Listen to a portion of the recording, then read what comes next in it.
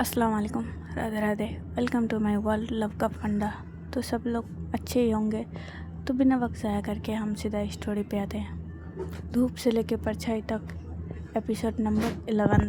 Last part में सुना था सीरत के ऊपर जो आज हमला किया गया। अंशु और सीरत मिलके दोनों बात कर रहे थे। अब इससे आगे अंशु बहुत ज़्यादा अवेरिट हो गए थे सीरत के लिए, क्योंकि दोस्त अस्कर ऐसे ही होते हैं। कोई माने या ना माने, दोस्त अपने दोस्त के लिए जान देते हैं। चलो, अंशु बोलता है कि आगे से तुम कहीं अकेले नहीं जाओगे, मैं भी जाऊंगा साथ में। सीरत कह रहे कुछ नहीं होगा। अंशु कह रहे बस बोल दिया तो बोल दिया। सीरत को चलो ठीक है।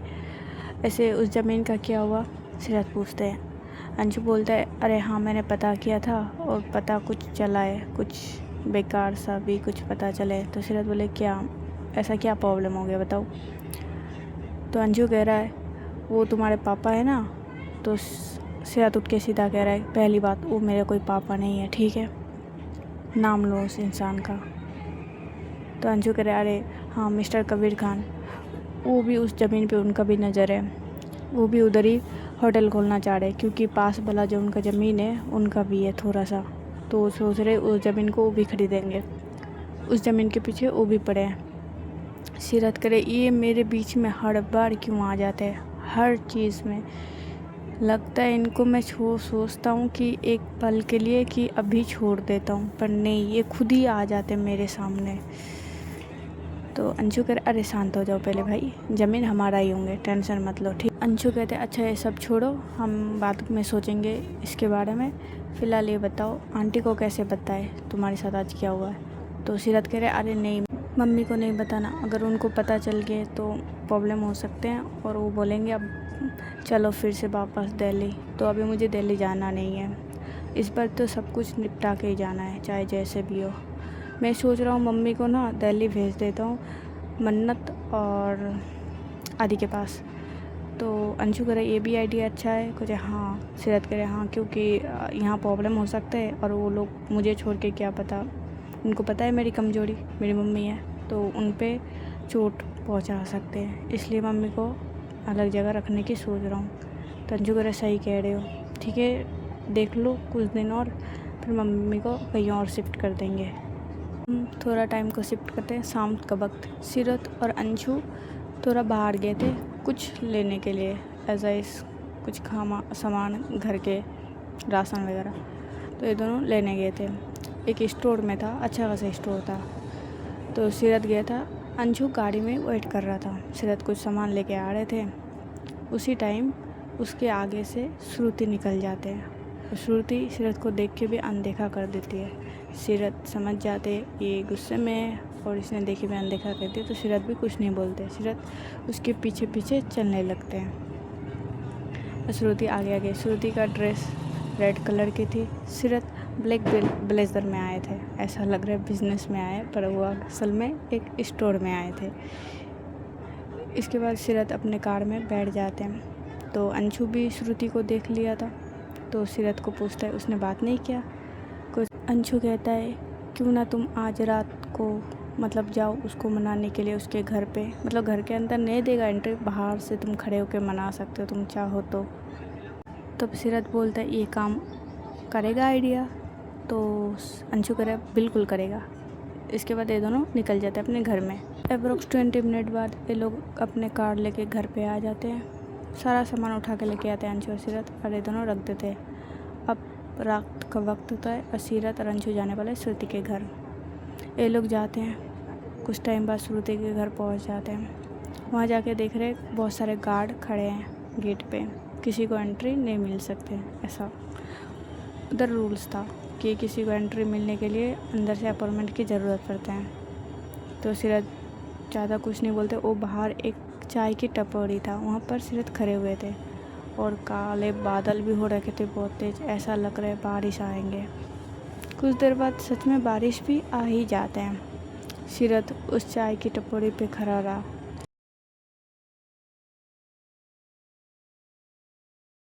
देखते रहे उस घर की बालकनी के साइड कि कोई तो आए बाहर, कोई भी नहीं आते। अब हम आते श्रुति के साइड। श्रुति किसी के साथ बात कर रही है। ये किसी और के साथ नहीं, ये अपनी बचपन की एक दोस्त है। नायरा भी है पर इसके अलावा एक और दोस्त है। उसके साथ श्रुति बात कर रही थी, उसको कुछ बता रहे थे, अपने फीलिंग्स को बता रहे थे। वो श्रुति कह रहे मुझे पता नहीं क्यों उसके लिए मुझे बेचैनी सा हो रहा है। तो सामने से वो लड़की कह रही है अरे कौन है वो ऐसे? तो कह रहा है कोई पर्सन, नहीं जानता हूँ मैं उसे। मुझे उसको देख के पहले बहुत गुस्सा आता थे, अब मुझे गुस्सा नहीं आते, मुझे अजीब सा फील होते। वो जब पास होते तो मुझे अच्छा लगते, वो दूर जाते तो मुझे अजीब सा घबराहट सा फीलिंग होते हैं। तो उसकी दोस्त कह रही है अच्छा तुम्हें प्यार तो नहीं हो गया? श्रुति कह रही है मुझे नहीं पता, अगर हुआ भी है तो मुझे नहीं पता। तो वो लड़की सामने से कह रही है अच्छा तुम फिर तो ट्राई करके देख लो, अगर तुमको प्यार है और उसको भी प्यार है तो एक काम करो, तुम दोनों के अंदर ना जलेसी लेके आओ। मतलब अगर तुझे जलन फील हुआ कि वो किसी और के साथ बात कर रहा है ऐसा कुछ, तो समझ जाना तुमको उससे प्यार है।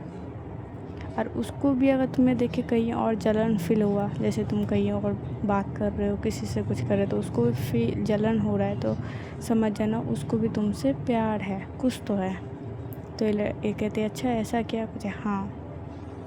पर श्रुति कहती है अच्छा ठीक है, पर मुझे ना उसकी दोस्त कह रही है कि तुम पागल हो क्या हैं, तुम पहले प्रोपोज पे पहुंच गए, पहले पता तो कर लो तुम्हें प्यार है या नहीं। ये कह रही है ठीक है वो तो कर लेंगे। तो कुछ सामने से लड़की अच्छा प्रपोज करे तो तुम यस क्यों नहीं बोलोगे? कुछ यार पहले तड़पाना है मुझे, तुम्हें पता है ना मुझे कैसा पार्टनर चाहिए, बहुत अजीब था जो मेरी हर बात माने, मैं जैसे बोलूँ ऐसे करे, मेरे लिए यूनिक सा प्रपोजल लेके आए। जैसे सब लोग को बोलते ऐसे नहीं चाहिए, मुझे यूनिक चाहिए। तो सामने कहते हाँ समझ गए ठीक है, अब फ़ोन रख दे। और हाँ उसके ऊपर जो नाराज़ करके बैठे हो, सामने वाला भी परेशान हो रहे होंगे तो उसे माफ़ कर दो। श्रुति कहते इतनी श्रुति अपने दोस्त से बात करी जा रही थी। अब हम आते दूसरी तरफ सीरत के साइड। इधर सीरत कह रहे यार कब तक खड़े रहेंगे? तो अंशु कह रहे आइडिया निकाल कुछ। तो सीरत कह मेरे दिमाग नहीं चल रहे, तुम बताओ कुछ। तो अंशु आसपास देखने लगते, उसको दूर से एक पेड़ दिखता है। तो अंशु कह रहा है मिल गया आइडिया। सीरत कहते क्या बताओ? कुछ वो दिख रहा है। सीरत कह रहे क्या अंधेरा दिख रहा है? कुछ अरे नहीं वो देख साइड में एक पेड़ जो सीधा ये पेड़ का जो गया है ये सीधा श्रुति की गार्डन में गया है, तो तू उस पेड़ के ऊपर चढ़ जा और सीधा उनकी गार्डन पे छलांग मार देना। तो सीरत कह रहे वाह क्या आइडिया निकाला है तुमने, तुम जैसे कह रहे हो कि मैंने बचपन से इसका प्रैक्टिस किया है, गाछ के ऊपर पैरों के ऊपर चढ़ने की और वहाँ से कूदना है। कि अगर तुम्हें श्रुति को मनाना है और उससे सॉरी बोलना है तो पेड़ के ऊपर चढ़ना पड़ेगा, नहीं तो और कोई आइडिया है नहीं, और तुम्हें गेट से जाने देगा नहीं। अब देख लो क्या करना है, मुझे नहीं पता, मैं तो आराम से कार में बैठना है। सीरत करे क्या करूँ मैं? तो उसके बाद ये दोनों फिर उस पेड़ के पास ही जाते हैं। उसके बाद सीरत देखते यार कितना बड़ा पेड़ है, इसमें कैसे चढ़ूँ? तो सीरत कहते हैं प्यार मोहब्बत में और जंग में सब कुछ जायज़ है, तुम एक पेड़ के ऊपर नहीं चढ़ सकते? कैसी है यार, क्या सीरत यार तू भी ना। तो अंशु ये सब बोल रहा था। सीरत बोलते तू खामोश हो जा, पहली बात तो तू तो चुप रह, कुछ सोच, कुछ आसपास देखना जहाँ से मैं उसके ऊपर चढ़ के इस ट्री के ऊपर चढ़ के छलांग मार सकूँ। सीरत करे क्या तुम्हारे लिए यहाँ पर कोई कुछ बना के रखे जाएगा? स्टेयर मिलेगा तुम्हें यहाँ चढ़ने के लिए? जी ना। सीरत करे यार। तो उसके बाद सीरत खामोश हो जाते, कुछ नहीं कहते। तब अंशु भी सोचने लगता है बहुत बड़ा पेड़ है। सीरत कहते तब सीरत मदद करेगा। अंशु कहते क्या बताओ, मुझे कंधे पे उठा लो और मैं इस पेड़ के ऊपर चढ़ने की कोशिश करूँगा। तो अंशु कहते वाह मतलब क्या भाई? तो सीरत कह रही यार तुम लोग मुझे बचपन में भी तो उठाते थे ना कंधे पे। अंशु कह रहा है वो बचपन था, ये जवानी है, उस टाइम तुम पतला थे, अब तुम मोटे हो, तो मैं तुम्हें उठा सकता हूँ, मैं खुद उठ ना जाऊँ भाई?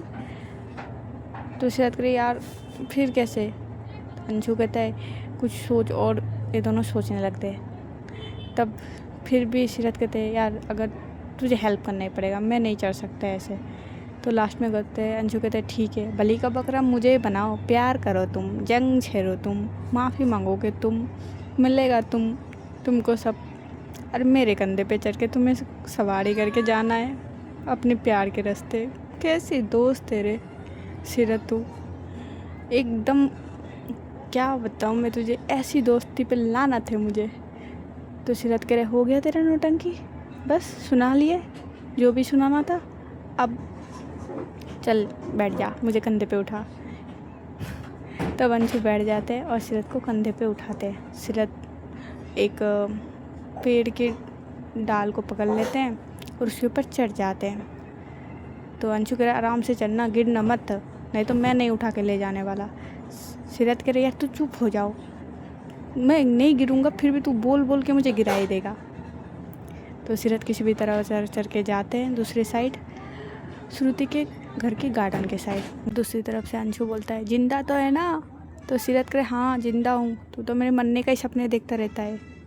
ये बोल के सीरत अपनी जगह से कीचड़ से उठते हैं और मन में कहते हैं यार, और बोलते हैं यार माफ़ी मांगना बहुत ज़्यादा भारी पड़ रहा है, कहाँ कहाँ से चरा दिया, आज पैर से चरा दिया पता नहीं, और कहाँ से चराना पड़ेगा मुझे। चलो यार जब आई गए अब माफ़ी मांग लेते हैं, क्या पता माफ़ी मिले या ना मिले। ये बोल के सीरत श्रुति के बालकनी के साइड आते हैं। तब श्रुति की बात करना होगा तो वो भी बालकनी में आते हैं, देखते हैं तो ये सच में सीरत ही है। वो कंफ्यूज में होते हैं। पहली बात तो वो सोचते यार पहली ये मुझे इतना याद आ रहे थे, इतना बेचैनी कर रहा था, अब इनकी बातें याद आ रहे थे, अब ये मुझे साक्षात दिखने लगे। सच में मैं पागल हो चुकी हूँ, मुझे लग ही रहा है, मेरे दिमाग संतुलन हिल चुके हैं, मुझे डॉक्टर दिखाने की सख्त ज़रूरत है। तब सीरत बोलता है श्रुति, हाँ सीरत की आवाज़ श्रुति तक जा रही थी पर धीरे धीरे। श्रुति को लगता है कि ये अब बोलते भी हैं, अरे अब दिखाई देने के साथ साथ बोलने भी लगे, आवाज़ भी सुनाई दे रहा है। तो फिर से सीरत बोलते हैं श्रुति। तो श्रुति होश में आता है कि सच में सीरत है, तो वो देखने लगते हैं। तो सीरत एक नोट निकालते हैं सॉरी वाला, जिसमें सॉरी और कुछ इमोजी बना हुआ था। सीरत उनकी तरफ दिखाते हैं, कहते सॉरी। तो श्रुति कहते हैं सॉरी बोल रहे, सच में ये आया है? तो श्रुति पहले तो स्माइल करते हैं और अपने मुस्कुराहट को छुपा लेते हैं कि सीरत को पता ना चले। सीरत सर झुका के उनसे माफ़ी मांग रहे थे। सीरत के पास एक बुके भी था जो छुपा के रखे थे सीरत ने।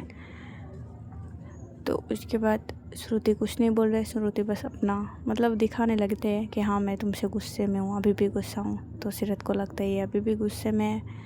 तो सीरत और भी अच्छे से सॉरी बोलने लगते हैं। सीरत कुछ टाइम बाद घुटनों के बल आ जाते हैं, बोलते हैं सॉरी श्रुति, उस दिन के लिए मुझे माफ़ कर दो। ऐसे सीरत की ज़्यादा आवाज़ नहीं जा रहे थे ऊपर तक, पर थोड़ी थोड़ी सी जा रही थी, जिसमें श्रुति को समझ आ रहे थे कि हाँ ये मेरे से माफ़ी मांग रहा है उस दिन के लिए। बस उसके बाद श्रुति कुछ नहीं बोलती।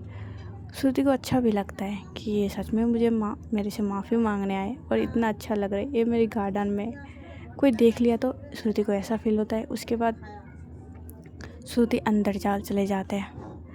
अंदर जाते हैं तो सीरत को लगता है कि ये अभी भी नाराज़ ही है, तो सीरत वहीं पर ही बैठे रहने लगते हैं। श्रुति सोचते कि अभी कुछ टाइम बाद जाऊंगी तो साथ चला जाए, अब किसी को कोई देख ना ले इन्हें, ये सोच के भी श्रुति डर रही थी क्योंकि मम्मी पापा कोई देख ना ले, और उस साइड ज़्यादा गार्ड भी नहीं थे। तब सीरत सोचते यार इसने कुछ बोला भी नहीं, हाँ ना कुछ तो बोल के जाती, सीधा अंदर चली गई। ये कोई तरीका होता है? मतलब इग्नोर मारने का बढ़िया अच्छा है, सुबह भी इग्नोर मारा था अभी भी इग्नोर मार रहा है।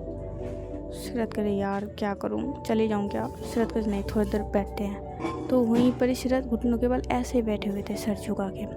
कुछ टाइम बाद श्रुति को लगता है, अप्रोक्स 20 मिनट बाद श्रुति को लगता है कि सीरत चले गए होंगे।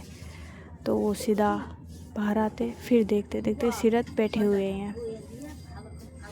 तो उसके बाद श्रुति को लग जाता है कि जब तक मैं बोलूँगा नहीं ये पर्सन जाएगा नहीं यहाँ से, और किसी ने देख लिया तो बहुत बड़ा हंगामा खड़ा हो जाएंगे, फालतू में सीरत को मार वार ना पड़ जाए और मुझे भी 4 बातें ना सुना दे कोई भी। तो ये सोच के श्रुति सीरत को बोल देता है हम कल बात करेंगे, मैं नायरा के घर आऊँगी, कल बात करते हैं, अभी तुम जाओ। सीरत कह रही यार माफ़ कर दो, मैंने उस दिन के लिए। श्रुति कह रही है अभी तुम जाओ, गुस्से में कहती है अभी तुम जाओ, मैं आ रही हूँ, मैं कल आऊँगी। श्रुति कह रही है मैं कल आऊँगी नायरा के घर, तब आप भी आ जाना, अभी आप जाइए। तो सीरत कह रहे पक्का आओगे? तो श्रुति कहते हाँ पक्का आएंगे, आप जाइए आप। तो सीरत फिर से जाने लगते। श्रुति देखते ही ये पर्सन आया किधर से था, तो उसकी तरफ ही देख रहे थे।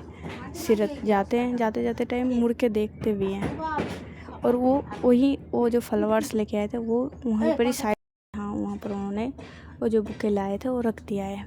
उसके बाद सीरत फिर से देखते कि यार अब कैसे चढ़ूँ। उस टाइम ने तो अंशु ने हेल्प कर दिया, अब कैसे चढ़े, अब तो चढ़ भी नहीं सकते। तो सीरत किसी भी तरह करके कुछ उस दीवार पे चढ़ते हैं, पहले उस दीवार पे चढ़ के फिर उस ट्री पे चढ़ते हैं, फिर जाके उतरते हैं। अंशु कहता है हो गया? सीरत कह रहे हाँ हो गया। वो बोल रही माफ़ कर दिया?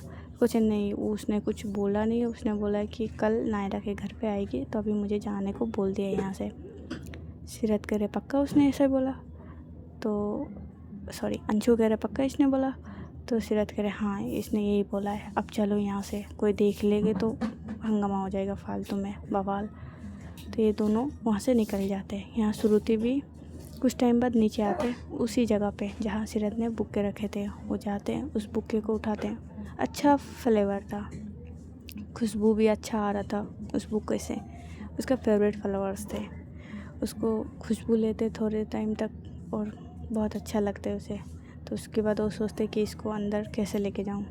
तो फिर भी चुपचाप से वो किसी भी तरह करके देखते, चारों तरफ कोई नहीं है, छुपते छुपाते हुए अपने रूम तक लेके आ ही जाते हैं उस फ्लावर्स को, और उसको छुपा देते हैं ऐसी जगह पे कि कोई देख ना सके। और इधर सीरत भी चले गए थे, अंशु भी चले गए थे अपने घर पे।